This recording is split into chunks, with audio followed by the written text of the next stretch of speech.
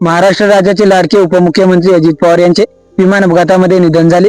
मुंबईमधून अजित पवार हे बारामतीकडे निघाले होते, मात्र विमान लँडिंग दरम्यान दुर्घटना घडली आणि दादांसह 5 जणांचे यामध्ये निधन झाले।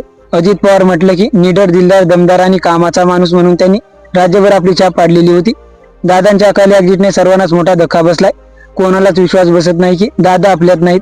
अजित पवार यांची भाषणे, पत्रकार परिषदेमधील व्हिडिओ पाहिल्यावर डोळ्यात पाणी आल्याशिवाय राहत नाही। राजकारणातला हा दादा माणूस आता दिसणार नाही। दादांचा एक व्हिडिओ सोशल मीडियावर व्हायरल होत आहे, ज्यामध्ये दादा काळाच्या बोलवण्यावर बोलले होते। दादा त्यावेळी म्हणाले होते की कोण कायमचं राहणार आहे, तुम्ही आम्ही आज असू उद्या नसू, काळाचं नियतीचं बोलवणं आल्यानंतर प्रत्येकाला जायचं आहे। परंतु आपण आपल्या हातीमध्ये काम करत असताना राजकारण हेच काही सर्वस्व नाही। राजकारण हे होत असतं निवडणुका संपल्यानंतर, राजकारण विसरायचं असतं।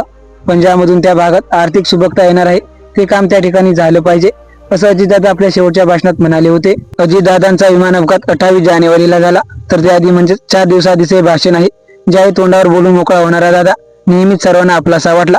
ज्यावेळी अपघाताची बातमी आली त्यावेळी कोणालाच विश्वास बसत नव्हता, पण इथे पुढे कोण मोठं नाही।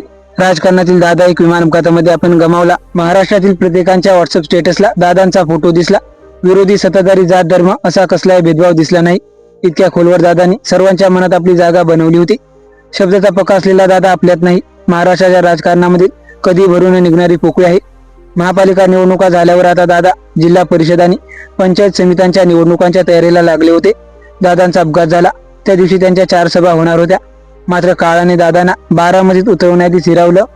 जी आता पैदास आपल्याला त्याची वाढवली पाहिजे, कारण मित्रांनो हे जग कायमचं राहणार आहे। तुम्ही आम्ही आज असू उद्या नसू, काळाच्या नियतीच्या पुढे बोलवणं आल्यानंतर प्रत्येकाला जायचंय। परंतु आपण आपल्या हयातीत काम करत असताना समाजाला राजकारण हेच काही सर्वस्व नाहीये। राजकारण हे होत असतं, राजकारण निवडणुका संपल्यानंतर विसरायचं असतं, पण ज्याच्यातनं त्या भागामध्ये आर्थिक सुबत्ता येणार आहे ते पाहिलं पाहिजे ना।